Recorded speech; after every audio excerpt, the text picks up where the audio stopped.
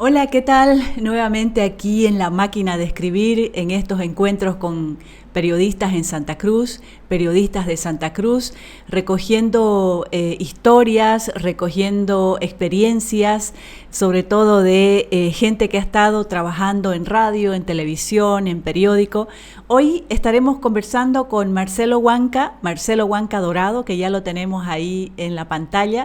¿Qué tal, Marcelo? Qué gusto verte. ¿Qué tal, Gisela? Un placer, de verdad, un placer después de tanto tiempo. Sí, imagínate, son muchos años que no nos vemos en persona, pero es un gusto utilizar la tecnología para tener esta conversación con vos.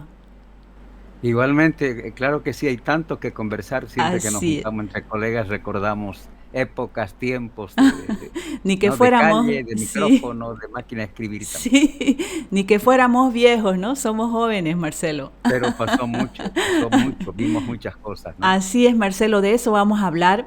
¿Qué estás haciendo ahora, Marcelo? Yo te conozco como un periodista de radio, en radios muy influyentes, te conozco como un periodista con una buena dicción, un periodista bien informado, es decir, destacado en su trabajo, bien comprometido también con el oficio. ¿Qué estás haciendo, Marcelo?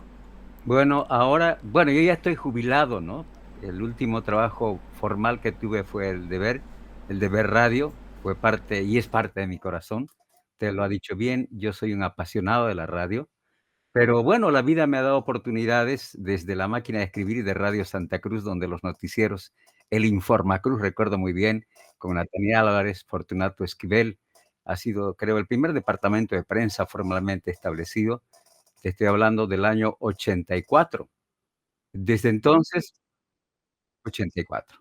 Pasé por Presencia, fue mi primer trabajo, gracias a Adrina Ergueta y muchos colegas, Maggie Talavera, que me apoyaron. Después, el diario El Mundo, el viejo El Mundo, cuando todavía estaba en el Parque Industrial. Y después el grupo Fides, ahí fui director, montamos toda una red de radios en provincias de Santa Cruz. Y luego me invitó El Deber, en ese entonces era Radio Nuevo Milenio, lo convertimos en El Deber Radio, le hicimos noticiosa porque era musical la radio, ¿no? Ujú. Y una vez jubilado, me invita José Luis Durán al grupo Mega.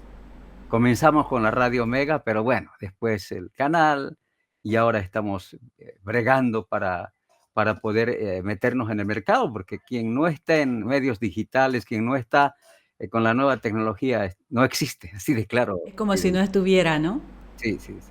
Bien, Eso. Marcelo, estoy entendiendo de que has hecho radio, que ha sido una de tus fortalezas, pero también has estado en diarios, has sido corresponsal de Presencia, me has hablado del Mundo, También de la agencia F, le cuento, ¿ve? Como corresponsal. varias agencias, y lo que más me apasionaba en mi juventud, y también me gusta mucho, ha sido las transmisiones deportivas. 22 años, desde los 18 años, cuando comencé en Radio Santa Cruz, transmití fútbol, acompañé a Oriente, a la selección boliviana. Gracias al fútbol conozco toda América Latina. Y hice muchos amigos fuera, conocí experiencias radiofónicas como las de Cadenar en el Ecuador, Caracol en Colombia, excepcionales. Y en ese entonces soñábamos, fíjese, con el satélite, parecía pensar en la guerra de las estrellas. Yo estudié, a ver, yo no hice comunicación porque no tenía familia ni recursos para estudiar, porque solo la católica y luego la evangélica tenían comunicación, ¿no? Ahí estoy. Yo entré a derecho a la René Moreno. Jorge Ya. Justina me decía: "Si vos sos comunicador, ¿por qué estás estudiando derecho?". Me complementa, creo que, los comunicadores estamos bien preparados, porque el derecho es una carrera muy amplia, te da todos los parámetros para poder hablar con propiedad, conocer todas las áreas. Y bueno, gracias a una beca que me ofreció Radio Santa Cruz, fui a hacer un curso de periodismo técnico superior en el Centro Internacional de Estudios Superiores de la Comunicación. El 87, durante 2 años estuve en el Ecuador, en Quito, me encantó Quito, y ahí conocí muchos colegas, y ahí en las reuniones nació lo que hoy es la red amazónica. Y claro, el tema ambiental nos apasionaba a unos colegas mexicanos, chilenos y un argentino con los que compartíamos el grupo. Y de ahí traje la red amazónica. Primero lo hacíamos, recuerda, habían teléfonos monederos Sí, no había satélite, llamaba a los compañeros y decía: "A tal hora te voy a llamar", y grabábamos, y así comenzó con 5 minutitos en Radio Santa Cruz al mediodía. Y claro, causaba problemas porque era un costo adicional para la radio. "Mira, este mes la factura". de Al teléfono. final claro, el teléfono. Al final es el centro, ¿no? Es el espíritu de Radio Santa Cruz. Pero además, el 87 tuve la suerte de que las radios de la Compañía de Jesús trabajaron de manera mancomunada y ahí se creó La Hora del País con el padre Eduardo Pérez Iribarne, con Pato Lucas. Soy fundador también de La Hora del País. Tuve el gusto de aprender, mi aprendizaje era un examen todos los días con el cura Pérez, era así, ¿no? Y luego, fíjese la vida, el cura Pérez se acuerda de mí, yo me fui a Concepción cuando uno de mis hijos se accidentó, estando en Diario El Mundo, y allá abrí una pequeña radio, bueno, pequeña, porque no puede hacer otra cosa, uno es del oficio, ¿no? Y ahí llegó el cura Pérez, me dice: "Marcelo, te compro tu radio", y me la compró la radio de Concepción, que fue parte del grupo Fides, y me trajo de director a Fides Santa Cruz. Ajá. Por eso volví. Yo estaba apasionado con las provincias, apoyaba al fútbol, transmitíamos fútbol, hacíamos campañas de limpieza, logramos incidir en la elección de autoridades municipales. En los pueblos, querida Gisela, la radio es el alma. Podemos ver, influir, incidir positivamente. Me acuerdo ¿Qué? el cura que todavía está vivo, le decía cuando me iba a venir al padre Pérez: "No te lo lleves, por favor". Aquí él nos apoya mucho y transmitíamos la misa con cables todavía. Pero fue genial. Esa experiencia no la voy a olvidar nunca y hasta ahora Concepción, bueno, gran parte de mi familia vive ahí. Tenemos 2 radios, 2 hermanos que tienen radio allá y yo tengo una casita allá. Papá vive allá, entonces es parte de mi casa también Concepción. ¿Te volviste chiquitano entonces? Totalmente, pero por parte madre sí, ¿no? Porque no te olvides, yo siempre digo, Dorado. soy privilegiado de tener las 2 sangres, ¿no? Chiquitana y quechua, porque al final mi papá, yo hablo bien el quechua, más para ni quechua, hasta Ah, aprendí en caramba. Yapacaní, sí, y aprendí con la gente, cuando voy al mercado siempre a las caseras les hablo el quechua y me De llaman comida. Yapacaní. ¿Te criaste en Yapacaní, Marcelo? Sí, yo a los 5, mire, yo a los 3 años estuve en Yapacaní, mi papá era colono. Ahí Ya. conocí en el barrio 6 de agosto, se llama, barrio Yuca le llaman, porque es un barrio de chiquitanos.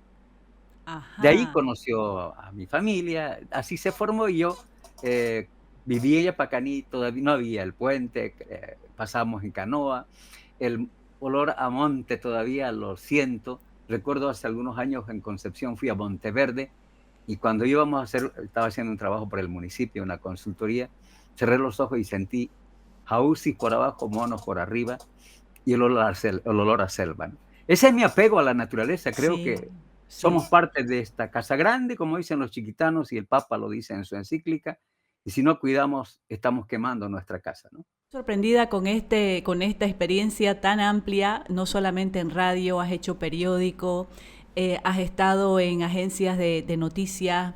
Me interesa, por ejemplo, que me contes un poco más sobre tu experiencia con el sacerdote, con el conocido como el cura Pérez, recientemente fallecido. Yo siempre lo vinculé a él más a nuestro gremio en La Paz, más en el occidente. Es decir, decía, bueno, ahí los colegas que viven en La Paz o que han trabajado han estado más cerca y han podido experimentar más con él, pero estamos hablando de que también se expandió por aquí y en este caso tu experiencia con él, ¿cómo fue? Fue más que un jefe, un amigo. Yo me acuerdo, y no lo voy a contar, cuando él, hacía algo que no me parecía correcto, mi recurso era: "Padre, eso no es cristiano".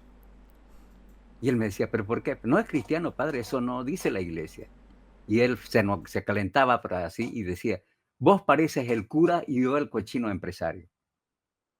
Vos tenés que ser más empresario, Marcelo, no podés pensar". Bueno, al final era radio de la Iglesia Católica y hay postulados que hay que cumplir, ¿no es cierto? La opción por los pobres, Así el es. tema ambiental, o sea, yo lo aprendí, yo crecí entre curas, ¿no? Monseñor Tito fue mi apoyo cuando tuve un accidente, yo viví con ellos toda la etapa en Yapacaní, crecí con ellos. Entonces, Mm, vivo de eso, o sea, soy convencido que no son los curas, es la institución, es lo que creemos, ¿no es cierto? Hay un ser ujú. supremo Y está en nuestra conciencia, ¿no? Cada uno sabe cuando hace algo malo que ha hecho algo malo. Y entonces no hay que rendir cuentas ni aparentar. Y eso hablaba mucho con el cura Pérez. La última experiencia que tuve fue cuando vino el Papa, la última vez.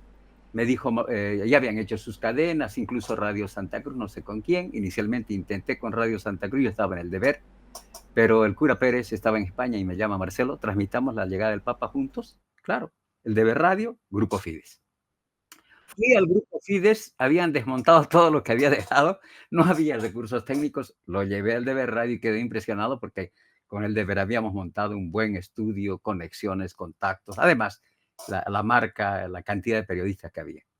Y ahí él conducía y yo conducíamos los dos y transmitimos la visita del Papa. Y en ese entonces él hablaba de un avance de la iglesia. Dijo muchas cosas muy interesantes, ¿no? Mm, Por ejemplo, hablaba de la necesidad, ¿no? De superar esto, ¿no? De que una religión aquí.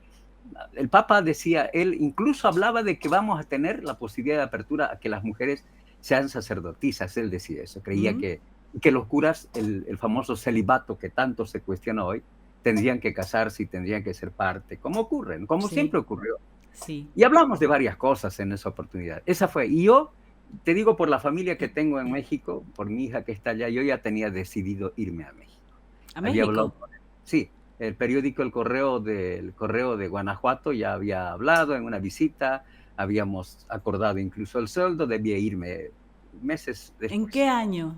Eso fue, ¿qué año visita el Papa? ¿19, Sí, 18? No recuerdo. 18.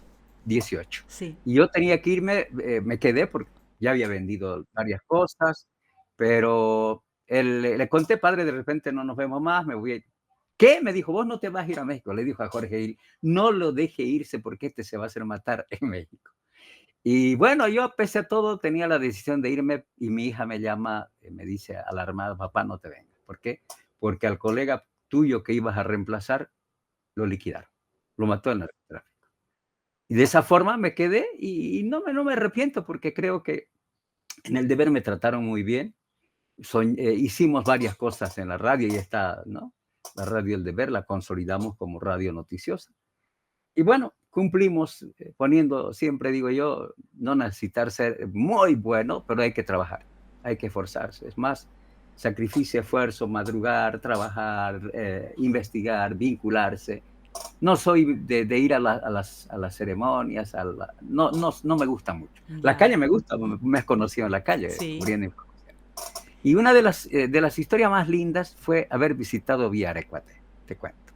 Gracias a una amiga, me embarqué sin viático, sin nada, cuando estaba en Fides, con una pequeña cámara que había, y surqué el río Chimoré y Hice llegamos ese hasta recorrido, es hermoso. lo hiciste, ¿no? Sí, Había que entrar adentro sí. y ahí vi toda la triste realidad de ese pueblo. Es un genocidio, de verdad. ¿En qué Y año ahí estuve fuiste? con ellos, con ellos. ¿En qué año fue, Marcelo?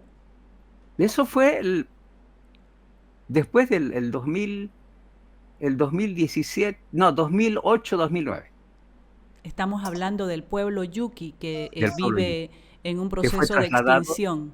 sí, que fue trasladado de la Reserva Forestal del Choreto, ese extenso territorio, a una reservación por tribus nuevas, esta secta, ¿no?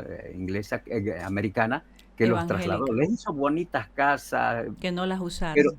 no lo usaron porque ellos no aceptan paredes, ¿no? ¿Ha Así visto? es, así No es. aceptan cambiarse la ropa la usan hasta que se deshaga y la botan. Ellos, lo que a mí me dio pena, perdieron muchas habilidades, la caza, la pesca, la perdieron. Ya no tenían esas habilidades y estaban sufriendo de hambre. Los hombres salían a Chimoré a buscar alcohol, las mujeres Se prostituyen. prostituyendo, Sí, había muchos tuberculosos, sí. había un médico, me acuerdo, que vivía con ellos, un médico de Cochabamba, pero no era suficiente. Él me decía, esto es realmente cada año se mueren más Sí, de gente que nace, ¿no? Y hay muchos enfermos postrados en el suelo. correcto. Esa historia está en un video en YouTube que lo colgamos con el grupo Fides en una página que creé en ese entonces, santacruz.hoy, pero que lamentablemente no siguió en Fides, ¿no? Sí, y esta es una característica muy peculiar, muy identificada con los periodistas, ¿no? De querer, de alguna manera, abordar temáticas en busca de la reivindicación de derechos, en este caso específico de pueblos indígenas. ¿Has tenido ¿Qué es lo que te ha motivado, si se quiere, para abordar estos temas, por ejemplo? ¿Desde qué año fue cuando Marcial Fabricano fue vicepresidente? ¿Se acuerda cuando un congreso en la CIDOP decidieron reivindicar su derecho político al territorio, ¿no? A la Sí, libertad y cuando su las derecho? marchas indígenas. Claro. Mm, A mí me entró muy profundo porque es que es una cosa de ver a la distancia y otra cosa estar con ellos. Yo he vivido con el pueblo chiquitano, por ejemplo, en Concepción. Teníamos un espacio en su propio idioma, en mi radio, en Bésiro. mm, Hemos formado gente. Hay gente ahora trabajando en medios de comunicación tradicionales que se formaron ahí. Hugo Acuña, hay uno que es concejal, presidente del Consejo, Jesús Mencaría, un chico de 8 o 10 años, se formó con nosotros, ahora es ujú. presidente del Consejo. O sea, he vivido, he conocido, he visto sus debilidades, he visto sus alegrías, sus tristezas. Eso no se borra. No, Yo me siento parte de ellos. San Antonio y Lomerío los quiero mucho. He transmitido, hemos sido la primera transmisión de un acto formal con Fides tirando cable casi, ¿cuánto? 3 cuadras. En Fides lo transmitimos, sus actos principales. No había policía, vivían felices. Eran otras épocas. Realmente lo llevo dentro, no solo del pueblo chiquitano, sino de los otros pueblos. Creo que han sido históricamente marginados, pese a todos los cambios que han habido, ¿no? O sea, se los ha reivindicado, forman parte, pero no basta eso, sino creo no. que hay que construir desde abajo, ¿no? Ayudarles a aprovechar sus potencialidades. El tema productivo, por ejemplo. Hay tanto, ¿no? Los chiquitanos dicen, el bosque, el Monteverde es nuestra farmacia, es todo para ellos, es su Sí. vida, ¿no? Yo alguna vez me discutí en la CAO con Franco, me acuerdo. No, los indígenas tienen tantas tierras. Sí, pues, pero es que es otra visión. Ellos no piensan con visión comercial, piensan con visión de conservación para el futuro. Y Sí, fíjese cuántos años han pasado, cuánta razón, ¿no? No hay bosque, no habrá lluvia. Y si así no hay es, lluvia, no hay vida. Ni producción, ni nada, absolutamente nada. así Estamos es. quemando nuestra casa grande, Gisela. Sí, Marcelo, mientras haces ese relato con tanto entusiasmo de tu experiencia como periodista y de tu entrega además como periodista, recién puedo un poco comprender, porque a veces uno dice, he recogido varios testimonios ahora con estos programas, te comento, y la mayoría dice, yo trabajaba de sol a sol, yo entraba a las 7 de la mañana y salía a las 11 de la noche, ¿no? Bueno, en el caso particular también he sabido estar 12, 13, 14 horas en una redacción. Y claro, cuando uno se pone a pensar en esos pequeños grandes detalles, dice, ¿por qué Gabriel García Márquez dijo que este era el mejor oficio del mundo? Si tantas horas de trabajo, abandonos a la familia, generalmente las remuneraciones no son concordantes con las horas de trabajo, nunca existen las horas extras, etcétera. Pero en realidad el mejor oficio del mundo por todas esas características que muy bien las has relatado en esta conversación. El cura Pérez me decía que había que nacer periodista. Se hacen unos, pero no lo llevan la sangre, la pasión. Y él habla mucho de los periodistas de raza. Decía, hay que conocer para... Contratábamos, por ejemplo, a Patricia Canido, chiquitita, pero trabajadora. Richard Arispe, en Fides, hasta ahora, ¿no? Muy valioso. Y varios colegas de esa época, ¿no? Creo que, sí, yo te voy a decir, Gisela, contrariamente a lo que dicen, toda mi vida nunca tuve que buscar empleo. Gracias a Dios. Nunca fui a decirle, por favor, dame un trabajito. Nunca.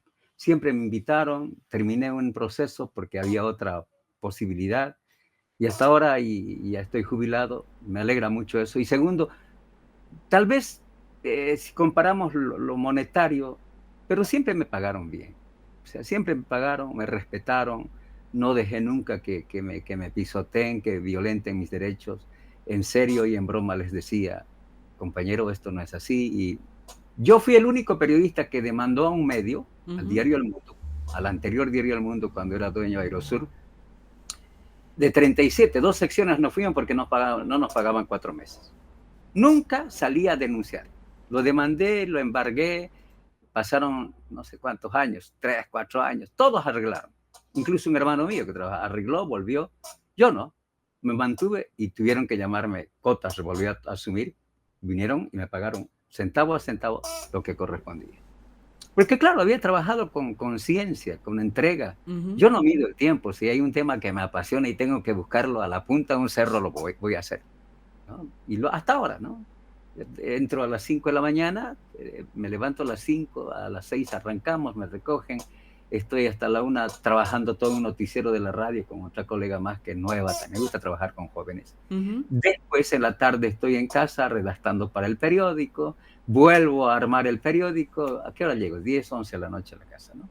Pero es mi parte de mi pasión. Ahora con la intervención quirúrgica ya me ha dicho el médico, joven, tiene que bajar sus horas de trabajo. Entonces me reinventaré, buscaré utilizar las redes, utilizar las plataformas, porque al final esto es un servicio, Gisela, más allá Así es, de una profesión, es un servicio a la gente. así es. Bueno, esto nos dio, esto nos dio el Señor y hay que devolver, hay que darle gracias y hay que devolver todo este talento si es que lo tenemos. El esfuerzo hay que poner lo mejor de uno, ¿no? Sí, Si vamos no, a hablar también de tu fe, pero antes de que se me pase, lo mencionaste y también te lo consulté sobre el cura Pérez. Yo vi una entrevista de él donde le preguntaban sobre el ser periodista y él dijo algo así, para ser periodista hay que estar loco. Y el periodista que lo entrevista le pregunta, ¿loco? Sí, loco de atar. Dice, ¿no? ¿Será que es así? sí, sí. A veces dice, a mí me han cuestionado mis hijos, la familia. Oye, pero si estás trabajando tantas horas, ¿y por qué? No, yo quiero hacerlo. No, incluso se me enojaban, ¿no? Pero no, o sea, es así, o sea, no hay hora, no hay cumpleaños, no hay festividad, no hay. Cuando uno quiere, ama esta profesión, tiene que estar loco, porque no hay horas de trabajo, no hay cansancio, a veces ni enfermedad, ¿no? De verdad, durante la pandemia yo en el deber seguí durante ese mes de enfermedad. Estuve un mes desde casa, estuve transmitiendo, haciendo los noticieros desde casa, así como estamos conversando ahora. Ujú. Y habrás visto algunas imágenes, eran entrevistas que hacía vía Zoom. Desde casa ya en el estudio había un operador, ¿no? Entonces, no, sí, tiene toda la razón. Hay que estar loco de remate y querer mucho a la gente. Pues no es querer la profesión y la plata que te van, sino querer a tu gente, Ajá. creer en el pueblo. Lamentablemente eso se pierde, ¿no? Dice, no, pero que yo no gano mucho en eso. Le digo, las personas que me dicen, "Ay, se acabó mi hora, compañero, búsquese otro oficio, porque aquí no. Ni va a ser rico, pero va a ser feliz y cumple su tarea, esa misión que Dios le dé. Es probable que vos me ayudes a salir de una duda. ¿Será que tienen el mismo compromiso, la misma convicción, sin querer generalizar, por supuesto, las nuevas generaciones? En una experiencia muy particular y muy reciente, este tema de la carga horaria, no, yo trabajo 8 horas y me voy, periodistas de estas nuevas generaciones, ¿no? Entonces, no sé cómo es tu experiencia, estás trabajando con gente joven, hay el mismo compromiso, la misma mística, porque antes de verdad que no nos fijábamos en los horarios, ¿no? Cuesta mucho, cuesta mucho hacerles entender, contagiarles esta pasión. El cura Pérez decía, no hay que ser jefe, hay que ser líder. Y creo que eso es. Si vos haces, te van a seguir todos. Si vos te esfuerzas, no, dice él se está esforzando. Yo no acepto, no se puede. Me recuerdo muy bien con Nora Panique, la conoce compañera en el deber. Señorita, por favor, hágame esta agenda. No, no contesta toda la mañana. Y lo llamaba y contestaba. ¿Ve? Pero es que no contestaba. Compañera, y con Jorge Gil, que ha sido un compañero y amigo del alma, lo sigue siendo, decíamos, si no se puede una vez, hay que volver a intentar, pero nunca hay que dejarse, nunca hay que darse por vencido. Y era nuestra visión en el deber radio. Y así, entre risas, con alegría. Es que, ¿sabe qué? Cuando vos trabajas por cumplir por un sueldo, yo digo, haciendo otro oficio seguro que sería así. Pero esto a mí me gusta, me encanta, siempre me gustó desde muy chico. Yo comencé yendo a cantar a un programa infantil. Ahí me dijeron, ¿querés venir a hacer el programa infantil? Bueno, así comencé. Y comencé escribiendo para Presencia Juvenil, ¿te acuerdas, no? Sí, claro, me acuerdo. Ahí escribía, mandaba notas, me corregían, me daban palo a veces los editores. Pero así aprende uno, ¿no? ¿Quién nació sabiendo? Así Aprende es. todo. El tema es que uno quiera aprender. Ahora, Marcelo, de familia de comunicadores, creo que todos tus hermanos, y vos me corregirás, ¿no? Comunicadores también, periodistas también. ¿Cómo fue eso? Bueno, en realidad los contagié, ¿no? Ajá. Eh, me vieron que yo hacía y, bueno, empezaron a descubrir que les gustaba. Primero Gustavo, que era mi voz comercial durante años en transmisión de fútbol. Él estudió derecho, era abogado. Lamentablemente se nos fue hace 2 años. Él después ya le tomó el gusto al periodismo. Trabajó en El Día con Pumacusi, trabajó en El Deber, también tengo entendido. Era un periodista muy comprometido, pero con una visión muy particular. Y yo siempre decía, tenés que ampliar, no podés cerrarte. El periodista no puede ser militante de un partido, tiene que ser militante del pueblo. Ahí nuestras discusiones yo lo extraño mucho porque iba a Concepción, él vivía allá en Concepción. Unas discusiones, pero de derecho y de periodismo eran geniales, ¿no? Ahora, mi otro hermano Jorge, que tiene una radio allá, igual, era mi comentario. Primero era el puesto 2, después comentarista, trabajó como editor en El Mundo del área deportiva. Carlitos, que comenzó haciendo puesto 2, se fue a Concepción y lamentablemente le dio embolia y hace, ¿cuántos? 20 años que no puede hablar, pero sigue, su hijo le sigue con la radio. Entonces, sí, les logré contagiar. Al hijo mío, que yo no quería que sea comunicador, porque sé que esto implica dedicarse totalmente. Estudió comunicación, Luis, ahora es presidente del Colegio de Comunicadores, con otra visión.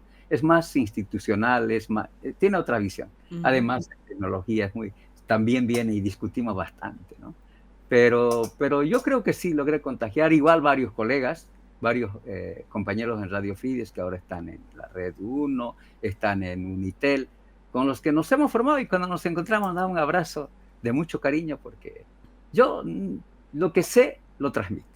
Lo poco que sé lo transmito, lo comparto, porque creo de eso se trata, ¿no? Porque uno aprende enseñando. Sí, Marcelo, ¿y cómo ves el futuro de la radio en específico? Tomando en cuenta de que cuando salió la televisión, en el boom de la televisión, se decía que la radio iba a morir. De hecho, la radio en ese momento empezó a tener un bajón, al menos aquí en el oriente. Creo que en el occidente siempre mantuvo ese su arrastre en la población, pero se posicionó mucho la televisión, no solo en Bolivia, en el mundo, ¿no? Y se hablaba de la muerte de la radio. Ahora tengo la impresión de que la radio ha como revivido, ¿no? Y los nuevos formatos digitales que aparecen son muy parecidos a la radio. Entonces, ¿cómo ves el futuro de la radio y esta mezcla con el mundo digital? Se ha reinventado la radio, ¿no? Ya no puedes concebir un programa de radio que no tenga, por ejemplo, lo más sencillo, una aplicación de WhatsApp donde la gente... Eso que hace las redes sociales, en la que no es el centro el comunicador, el periodista, pues ha enriquecido, ha obligado a muchos a tener, si te dedicas a la música, tenés que estar bien informado, atender las necesidades de tus seguidores. Y creo que la radio no va a perder, porque eso que estamos haciendo, conversando, decir con el corazón, comunicar, eso en la radio lo siente. Yo me acuerdo cuando hacía programas de matinales de la radio, hablaba, señora, buen día, cuidado que se le queme el arroz. Y la gente, yo me acuerdo, la señora Terraza un día vino con su arroz al mediodía. Gracias a usted no se me quemó mi arroz, porque usted se recortó. Esas cosas son geniales. Eso no ha perdido la radio. Más ahora, si pones un Facebook Live, te ayuda, ¿no? Antes había que tener una voz, ¿no? Yo siempre digo la época de Fortunato Esquivel, una voz, o de otros Claro, locutores. educaban su voz, ¿no es cierto? Claro, engolaban, ¿no? Impostaban. Pero creo que eso se ha superado. Ahora es cómo lo dices, en qué tono lo dices, la pausa que pones, ¿no? Cómo lo comunicas. Se siente desde el corazón lo que dicen, ¿no? No es lo que dice, acepto. No, si le dices, por favor, hagamos esto, le aseguro que va a ser otra la actitud. Y creo que la radio no va a morir, se va a reinventar, habrá que aplicar. Antes había que tener un operador, un discotecario. Recuerdo en Radio Santa Cruz, cuántas personas, ¿no? Hoy uno hace radio solo. Yo puse, claro, por los costos también, ¿no? En FIDE, por ejemplo, inventamos una mesita, el operador, locutor, periodista, todo. Manejaba 1, 2 computadoras llamadas. O sea, creo que la radio, por los costos, en FIDES montamos eso, y luego en el Deber también. Introdujimos el sistema, y creo que es así. Ahora hay todo, pues había que poner el tocadisco y estirarse, ¿se acuerdan? ¿No? O la cinta grandota que había que poner, O los o el cassettes. pompa que estaba allá. Eso se acababa, ¿no? Sí. Ahora es la computadora que te puede pasar un audio en este momento. Esa imagen me recuerda, es en Yapacaní, 1980, cuando comenzaba Ahí estás a bastante jovencito, sí, delgadito. 18 años, 18. en la radio Ichilo. Estábamos, los pininos de la radio Ichilo, ahí montamos desde la antena, trabajamos en la construcción, y bueno, eso me quedó. Gracias también a los hermanos salesianos, a los padres salesianos. Monseñor Tito fue un gran mentor, me apoyó mucho. Me prometieron mandarme a estudiar a Italia, pero por esas cosas del destino nunca pude ir. Pero no, yo cumplí, soy feliz porque siempre estaba haciendo lo que me gustaba, ¿no? Fue Marcelo, apocalíptico. perdón, Marcelo, ¿y qué perspectivas le ves al periodismo, Marcelo, tomando en cuenta esta revolución de las nuevas tecnologías, ¿no?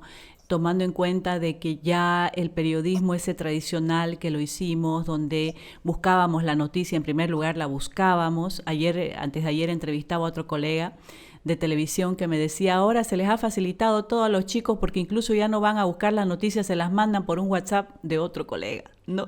Entonces el video le mandan ya por un WhatsApp. Entonces, tomando en cuenta todo ese recorrido que teníamos que hacer antes de publicar una noticia, de buscarla, de que la fuente sea verídica, de contrastarla, ¿no? De que sea procesada de forma rigurosa, eso pareciera que no sé hasta dónde se estará practicando, porque ahora las redes sociales de pronto te publican una noticia falsa, una fake, y de pronto esa se viraliza, y como por ejemplo en estos días estoy viendo renunció un ministro, otros no sabemos si es verdad o si es una fake news.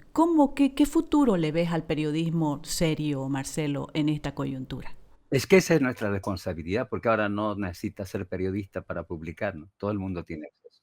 Y es nuestra responsabilidad de quienes queremos este oficio, esta profesión, y asumimos la verdadera responsabilidad de mantener, ¿no es cierto?, todos los códigos que están establecidos para porque, fíjese, vamos a informar, vamos a entretener y vamos a educar, ¿se acuerdan, no?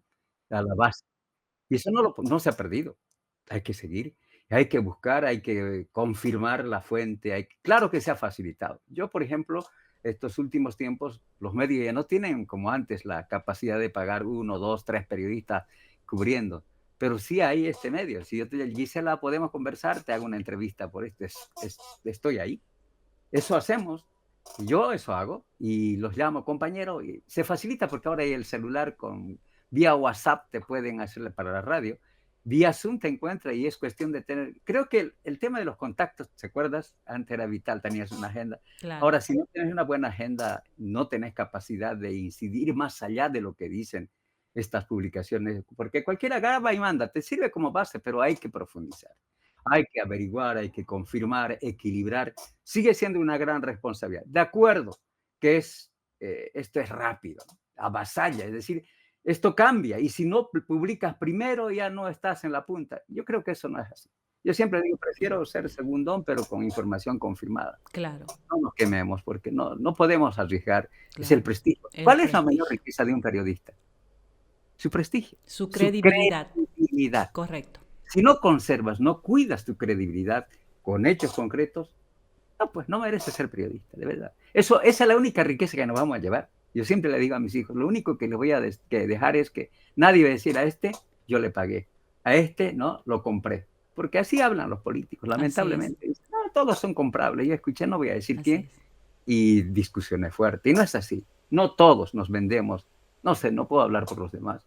He visto también gente en la carrera periodística que cobraban de un lado, cobraban de otro, pero no es así. No es así. Y creo que ese capital, que es lo único que vamos a llevar cuando nos estemos enterrando, muriendo, y vamos a dejar como herencia a nuestros hijos. Eso es nada más.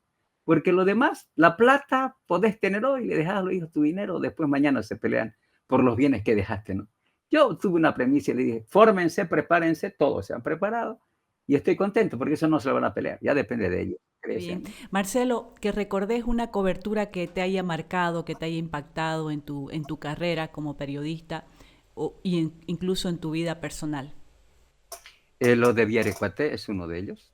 Estuve ahí toda la noche, no podía dormir, las ratas por arriba, ellos no duermen de noche, toda la noche andaban. Comer con ellos, escuchar sus historias. Me marcó fuerte, por eso yo lo recuerdo siempre, Ujú. ese video. En ese momento, alguna vez te llamé a ver cómo se trabaja el guión para televisión, te lo dije, ¿te acordás, no? Sí. ¿No? Te pedí por favor ahí, pero yo no soy de los que, si no sé, tengo que aprender. Yo siempre digo, la única profesión que te permite, Gisela, ser ignorante y salir de tu ignorancia es el periodismo. Nadie te va a decir tonto, ¿no? De acuerdo cuando estaba estudiando Derecho, Jerge decía, pregunten ahora, porque después cuando sean profesionales, si me llaman, les voy a cobrar. Y es verdad. Entonces, pero en esta profesión puedes llamar a un economista, a cualquier profesional, con gusto te va a atender y no te va a tratar de ignorante, ¿no? Así es, así. Además, todo el tiempo paramos aprendiendo, ¿no? De hecho, para Sí. mí ahora estoy en pleno aprendizaje sobre la comunicación digital. Afortunadamente no tengo que ir a la universidad. Está todo en internet también, entonces uno siempre vive aprendiendo. Marcelo, ¿y anécdotas? Anécdotas, Sí. hay muchas. Cuando Diodato, yo cubrí todo el proceso Diodato, no solo como periodista, sino como fotógrafo. Fui a la propiedad que decían que era de Diodato, ¿se acuerdan? El Ben. 4 horas de viaje en helicóptero a Trinidad, no, 1 hora en avión y 4 horas de helicóptero hasta la propiedad Perseverance. Claro, todos los periodistas decían, ay, vamos a comer. No habíamos desayunado, no habíamos. Llegamos allá y nos dijeron, de aquí a unas 5 cuadras. Entiendo que era la DEA porque eran unos hombres grandes, unos militares, trotaban y nosotros ahí con nuestro micrófono. Yo trabajaba en El Mundo en ese entonces. Y nos llevaron una chalanita que se paraba cada rato y teníamos que bajar en el Curichi con agua hasta aquí y nos llegaron los japutamos, de todo, ¿no? Llegamos al lugar y esa fábrica era antigua, ya con telarañas enmontados, no tenía nada que ver con lo que decían.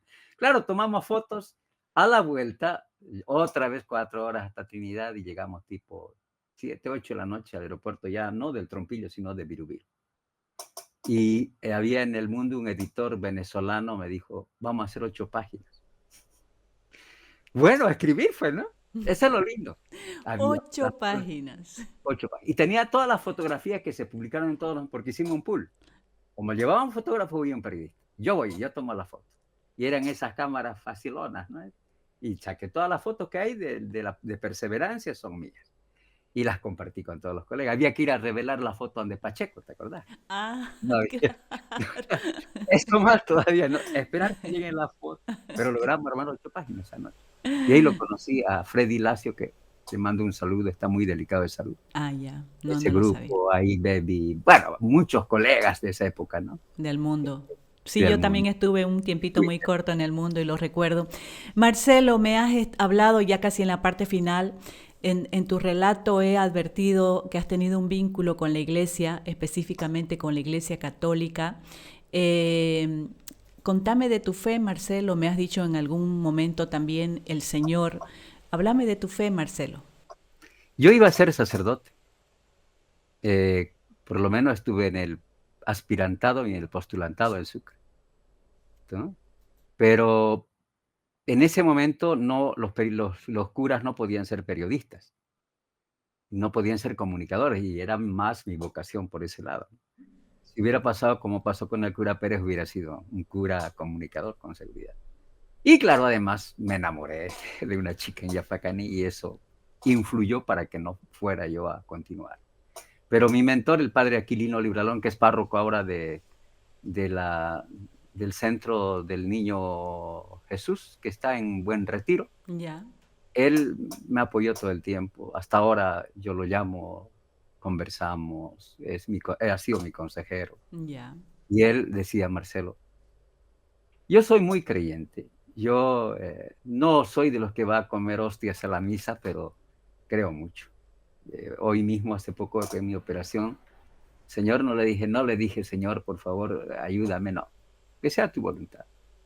Creo que eso es lo que debemos hacer. Ya Ujú, todo el mundo le pide todo, pero al final Él tiene marcado nuestro camino, ¿no? ujú. Yo le digo, que sea tu voluntad, tú toma decisión por mí, porque yo ya me equivoqué muchas veces, ¿no?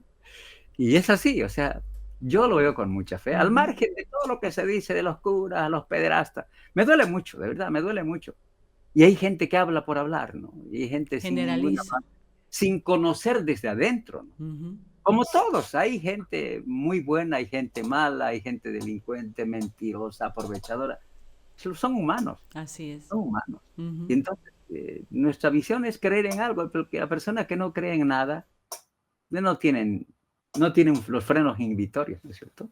¿Vos pensás que cuando haya llegado tu momento de partir, me imagino que tu camino, tu ruta es el cielo? ¿Pensás que hay algo después de la muerte?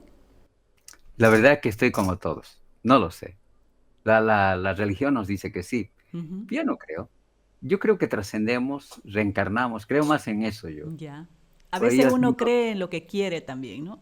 Sí, recuerdo bien el padre Blayot, otro de los curas muy allegados, jesuita, director de Radio Santa Cruz, que vino a levantarlo cuando estábamos en crisis, y era un amor de Dios. Él me ayudaba mucho, conversaba mucho, pero le gustaba comer.